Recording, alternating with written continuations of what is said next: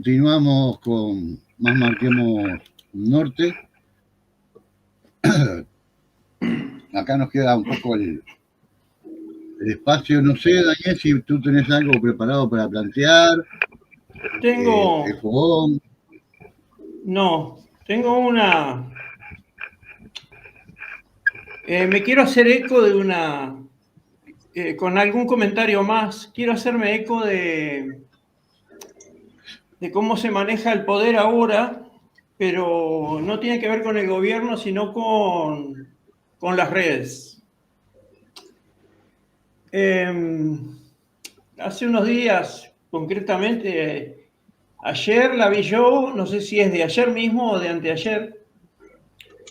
Eduardo Preve hizo un informe sobre algo que está pasando en Montevideo con relación al transporte.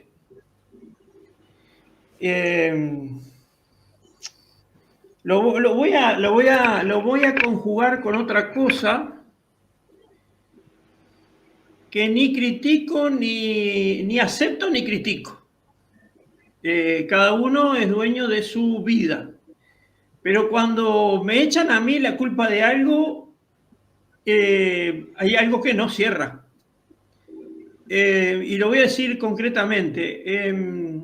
Acá tenemos ley de marihuana y tenemos una ley que permite cierto número de plantas que vos podés tener en tu casa y que es difícil mantener porque son 5, son 6, son 10. Un día vas a tener una 11ª que nació y ¿cómo hace? ¿Qué haces? ¿La matás? ¿La aprovechás? Bueno, no es una ley fácil de cumplir, digamos.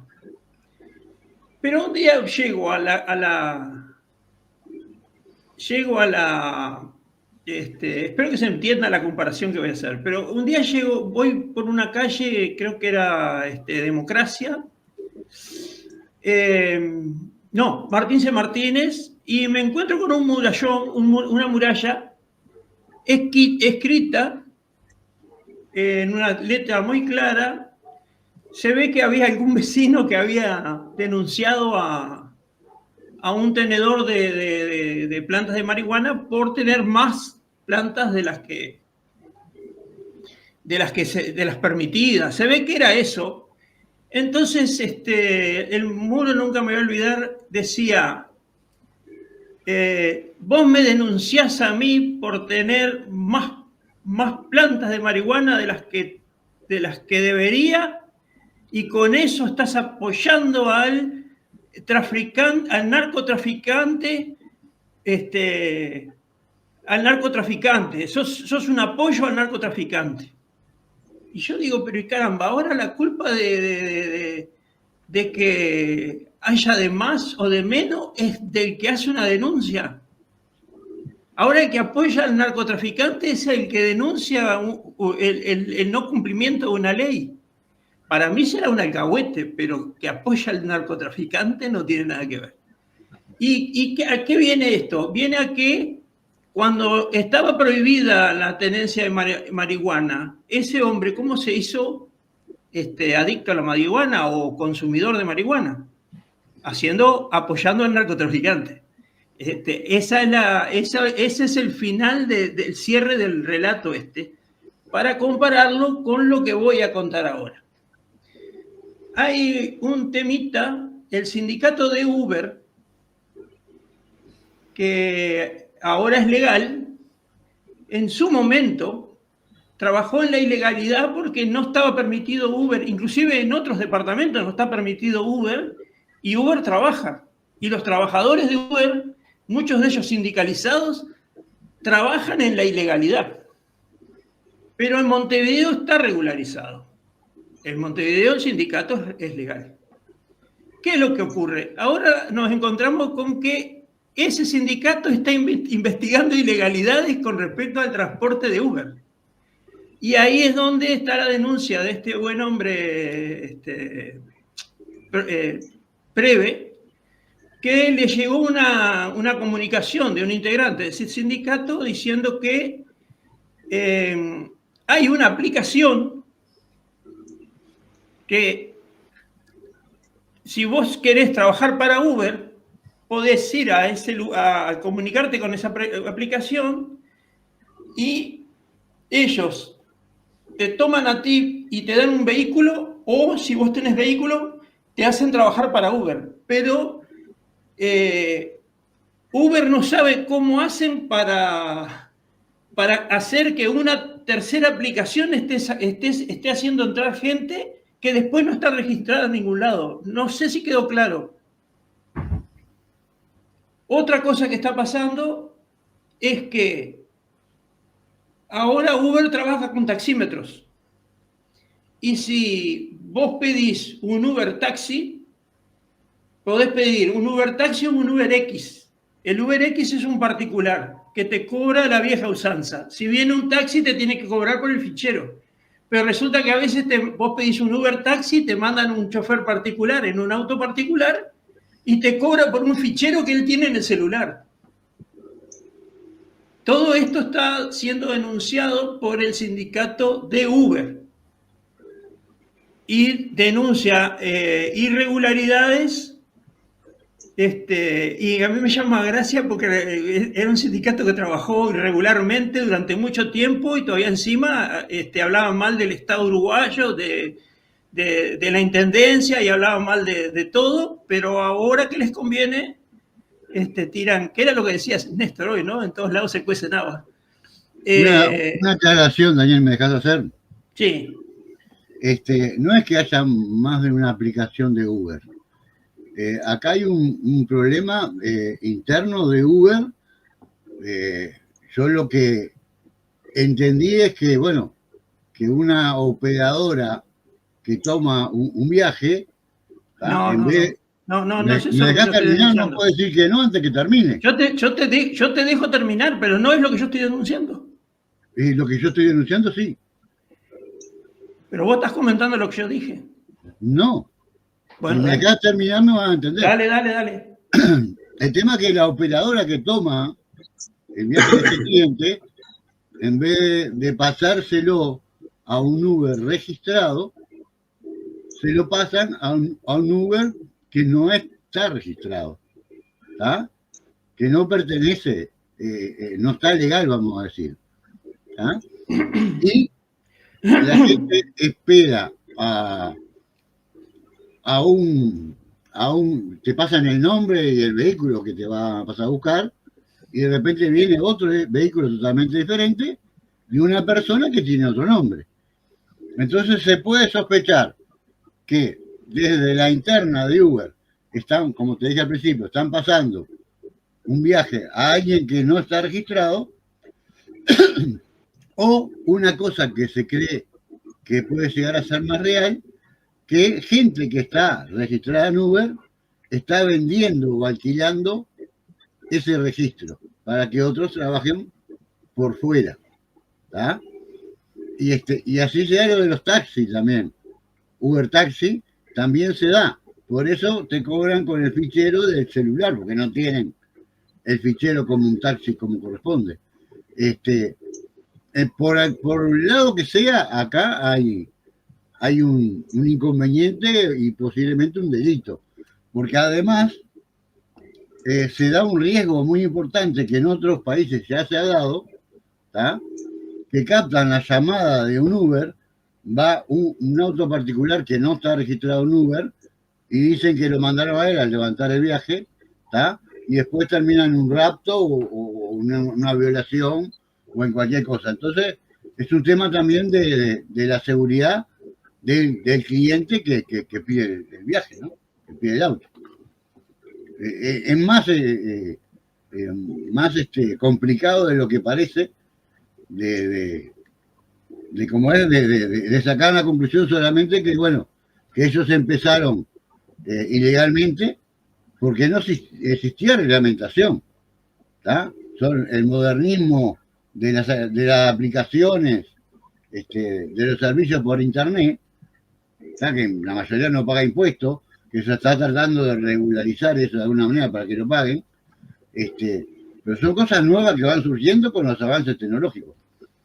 Por eso empezaron de esa manera en el mundo, ¿tá? Hasta ofreciendo camiones de carga. hasta aviones, de todo te ofrecían. ¿Tá? No estaba regularizado, no había forma de que ese servicio pagara impuestos, porque no había un vacío legal y de estructura, concretamente. Es bastante complicadito ese tema que sacaste.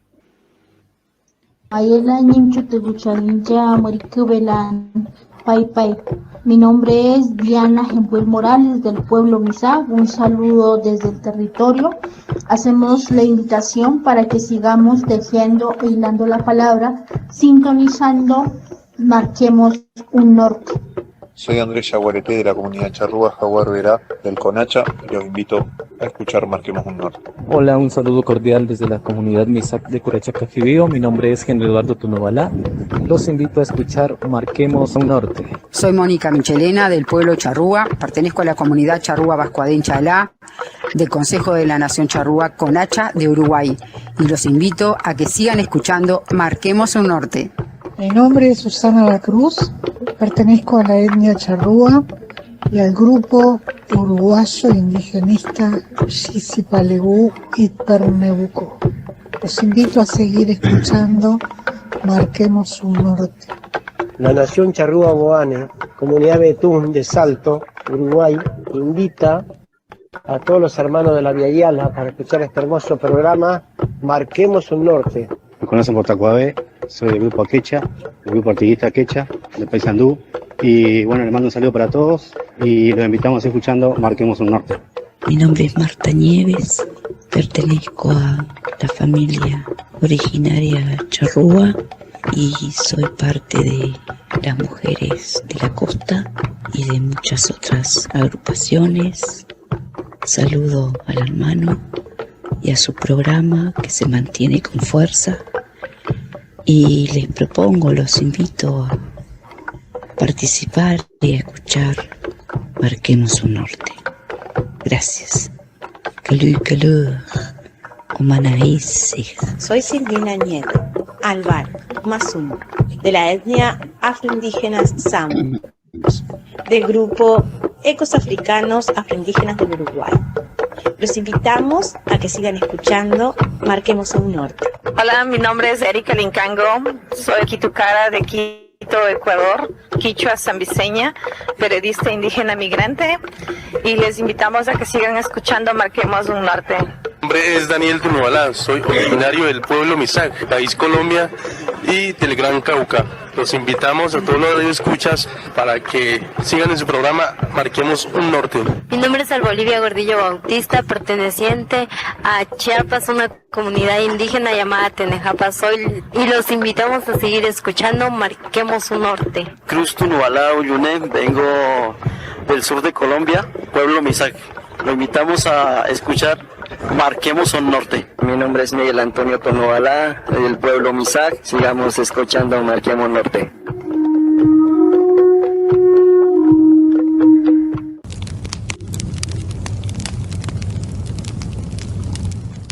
Qué hermosa nuestra cultura, es un símbolo ancestral, es la unión de los hermanos que nos ha de iluminar, pintando un círculo en la tierra con nuestra humanidad.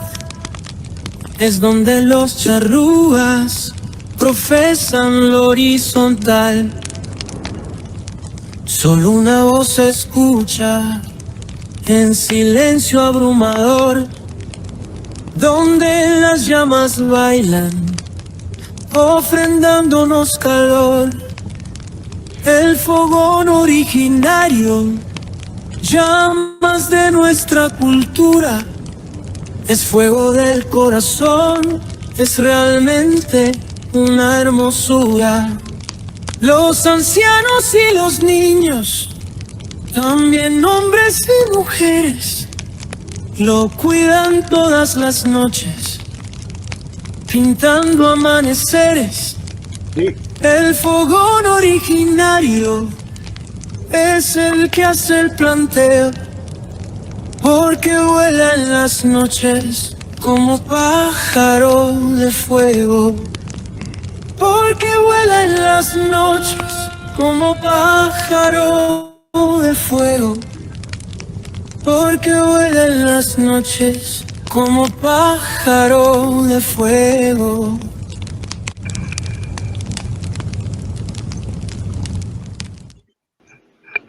Bueno,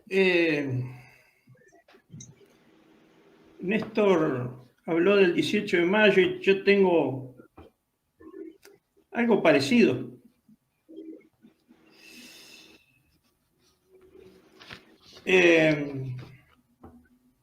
Esto tiene que ver con el 18 de mayo al final, pero está enfocado desde otro lugar. Está enfocado desde el lugar de cómo eran las relaciones entre nuestros pueblos. Las relaciones entre charrúas, minuanes, guaraníes, bien se sabe, tuvo grandes vaivenes desde tiempos ancestrales. Encuentros y desencuentros, alianza entre unos y otros en contra del tercero o viceversa. Y la lucha muchas veces era por la casa, pero también se robaba mujeres, según algunos historiadores, y en otros se decía que era, bueno, no eran robos de mujeres, sino robo de alguno que se enamoraba de la vecina de enfrente y trataba de tomarla, de secuestrarla, pero era una mujer.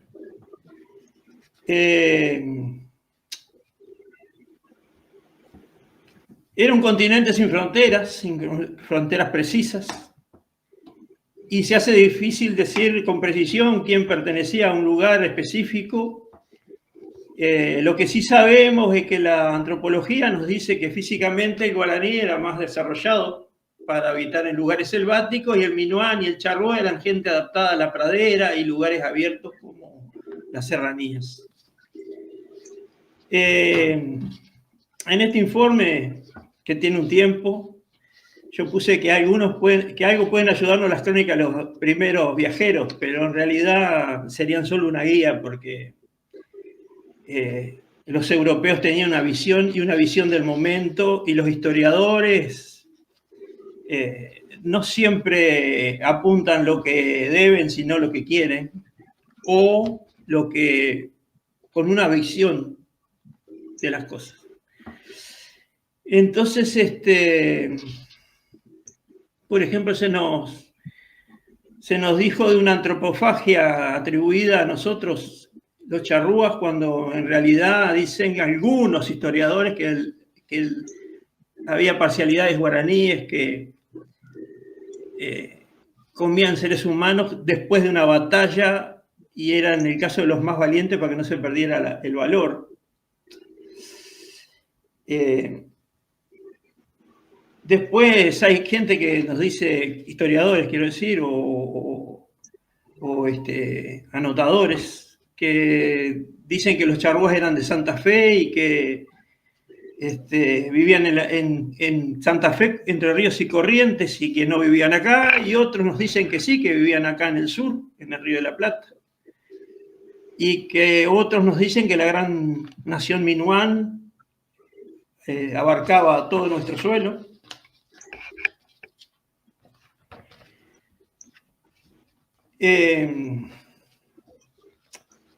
No lo sabemos a ciencia cierta. No hay duda de que tanto charrúas hacia el este del Uruguay como minuanes hacia el otro lado tenían lo que se llama una jerga militar, cabezas de puente o campamento. O sea, había minuanes que andaban por el lado de Entre Ríos, y por supuesto que los charrúas andaban acá. Esto explicaría por qué el río hoy llamado San Salvador, Ortiz de Zárate y luego Garay se enfrentaron con los charrúas Apicán y Abayubá, y también daría a entender la alianza con querandíes, minuanes y charrúas para acabar con la primera fundación de Buenos Aires.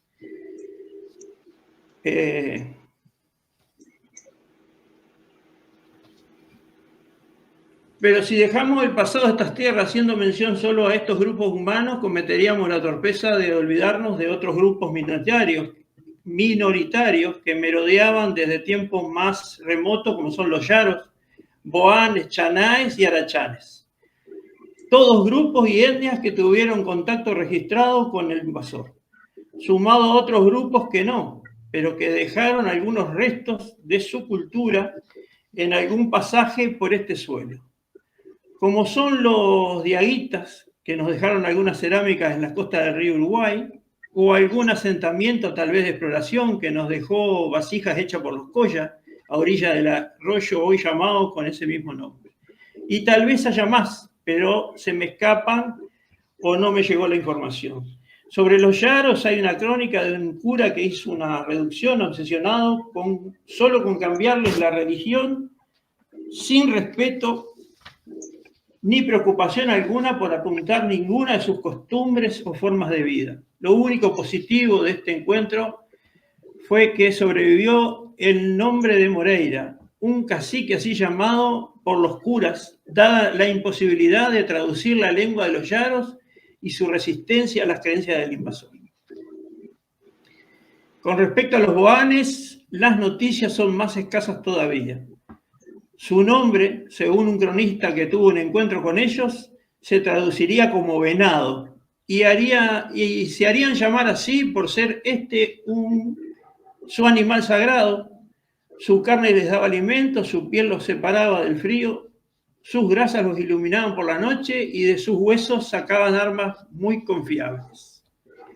Casos particulares de la etnia chaná, por ser los más pacíficos del territorio, casi no pusieron resistencia al invasor y como premio a eso se llevaron la extinción como cultura y salvo un breve estudio del idioma que hizo Dámaso Antonio Larrañaga, quizás por iniciativa propia, quizás porque Artigas se lo pidió, nadie estudió a esta particular gente que navegaba en canoas del río Uruguay y el delta del Paraná.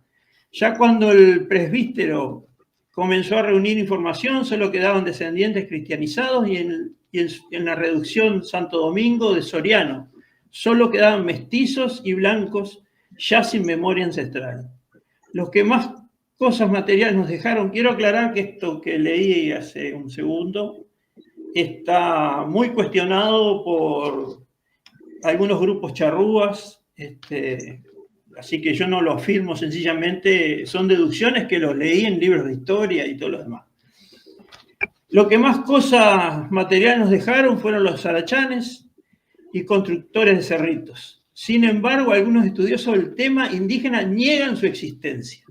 Hace unos 300 años se menciona sobre ellos en una crónica española que escribió Ruy Díaz de Guzmán, en la tal vez única expedición que se hizo de sur al oriente, porque las demás expediciones son de los tenebrosos bandeirantes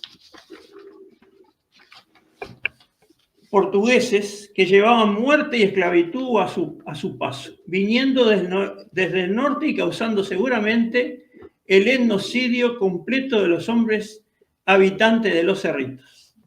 Nunca conoceremos qué tanto de estas historias sabrían Ejoj y sus congéneres, pero seguramente más de lo que pensábamos y tal vez con una exactitud mayor que la nuestra. Lo que sí sabemos es que las diferentes culturas a lo largo de la Via Yala se conocían a grandes rasgos y de alguna manera estaban comunicadas. La cultura del granoso, la del tótem, el lobo, la del águila y la pradera, la cultura de la víbora y el águila, los imperios de la piedra, la astronomía y el cóndor, las de diferentes conocimientos del maíz y de las selvas, y por supuesto las grandes naciones pampas de las praderas patagónicas y sus culturas del Verá, Ñandú o Surí, y las boleadoras. Todas estas culturas tenían en las plumas, aún por encima del metal, su mayor riqueza, mostrando en el trasfondo una raíz cultural, si no común, por lo menos similar. Tan en conexión estaban que una noche el joven guerrero charrúa Taigarupé, hijo de Caá, cacique Minuán y charrúa por ascendencia, tras estar toda la jornada inquieto con la extraña sensación de que algo que no veía, lo observaba él desde el cielo. Apenas se acostó por la noche y cerró los ojos, apareció en sus sueños un soberbio pájaro negro que planeaba majestuoso con unas alas del largo de la altura de un hombre, cada una, y un collar de plumas blancas en su cuello. Jamás había visto un animal tan grande en el aire. De pronto, el vuelo dejó de ser tranquilo, ya no planeaba y poco a poco sus enormes alas se agitaron cada vez más hasta que, no pudiendo sostener el vuelo, se precipitó a tierra, muriendo estrellado contra la montaña. Era la noche del 18 de mayo de 1781. Funesto día para la Viayala. 30 años después, Taigarupé caía herido gravemente el 18 de mayo de 1811, día de gloria para el sueño de independencia en el sur del continente. Tras la primera batalla ganada contra los españoles, aunque a él le costó la vida. Pájaro de fuego.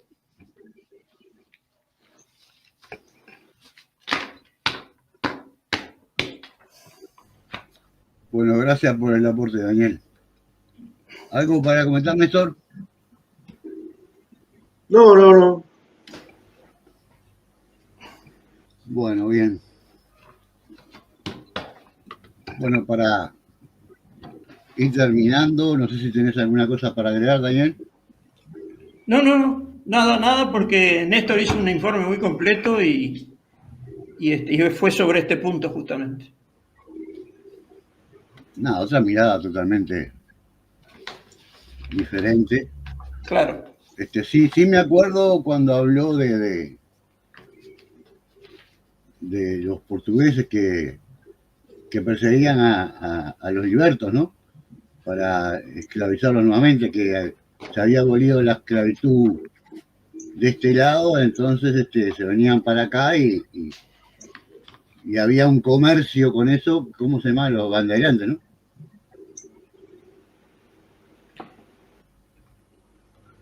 Bueno, no, hay un concepto ahí que creo que está mezclado. Los bandeirantes eran los primeros. Pregunto porque no me acuerdo. Los primeros en esclavizar gente, entraban, hacían desde los puntos, desde las ciudades portuguesas que en Brasil, hacían avances hacia las poblaciones indígenas buscando esclavos ahí. Después los que salían a recazar esclavos eran los negreros, llamados por lo menos acá, en la banda oriental, negreros. Supongo que era lo mismo en todo el continente. Que, ojo, no era un nombre que enorgulleciera a alguien, ¿no? No, pues yo me acuerdo que Néstor había hablado, bueno, que como salida económica, porque no tenían tierra y todo, salían a cazar esclavos. No, es como dijo Daniel. O sea, las incursiones de los bandeirantes llegaban a estos territorios cuando todavía no había llegado el africano esclavizado. O sea, la captura, en definitiva, era de originarios.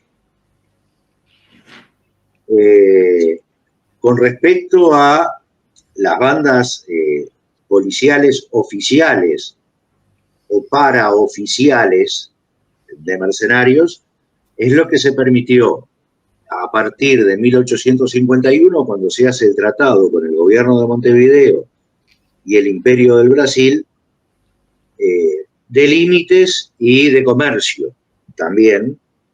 Y dentro de esos artículos estaba ese en el cual el gobierno de Montevideo, en nombre del Estado Oriental, le permitía a los brasileños entrar en el territorio oriental, o sea, una pérdida flagrante de soberanía, a recuperar a aquellos esclavos que se habían ido de los dueños brasileños. O sea que lo podían capturar y llevárselo tranquilamente. y que también lo hicieron con afroorientales, que lo capturaban y se lo llevaban, y que después las familias reclamaban ante las autoridades uruguayas, y muy pocas tuvieron éxito en lo que fue esa recuperación de aquellos que se habían llevado. Bueno, un lujo. Gracias por la aclaración. Bueno, nos volveremos a encontrar el jueves que viene. Gracias por los aportes, gracias con la gente que nos ha acompañado el día de hoy. Así que un abrazo para todos. Bueno, gracias por todo. Y bueno, nos veremos el próximo jueves con más de Marcando un Norte y más de Sentires de la Patria Grande y más del Fogón Oriental. Originario, perdón. Bueno, pero será hasta el jueves. Es oriental también. Será hasta el jueves, entonces. Oriental y originario. Claro. Bueno, que pasen bien. Nos vemos. Pasajeros de la memoria, rescatamos lo oculto de la historia. La palabra fue negada en un momento con el fundamento que fue sobrevivir. Oyendao, memoria viva, Oyendao. Los invitamos a compartir nuevamente Marquemos un Norte el próximo jueves, 20 horas, por stream en nuestro canal de YouTube Marquemos un Norte. Defendemos cultura, autodeterminación, territorio e identidad. La historia no se puede cambiar, pero se debe decir la verdad. No pueden ser héroes nacionales, traidores, asesinos de lesa humanidad.